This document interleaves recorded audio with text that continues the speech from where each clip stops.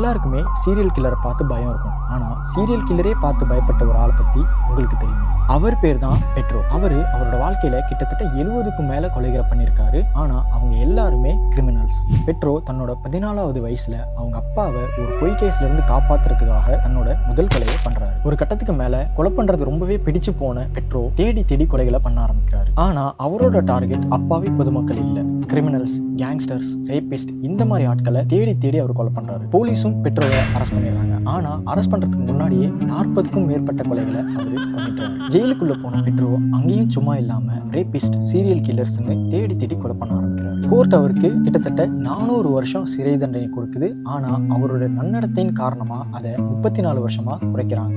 34 வருஷம் ஜெயில் தண்டனை அனுபவிச்சுட்டு வெளியில வந்த பெட்ரோ 2023ல படுகொலை செய்யப்பட்டார். சட்டம் அவர் ஒரு மான்ஸ்டர்னு சொல்லுது, மக்கள் ஹீரோன்னு சொல்றாங்க. இதை பத்தி நீங்க என்ன நினைக்கிறீங்கன்னு கமெண்ட்ல சொல்லுங்க.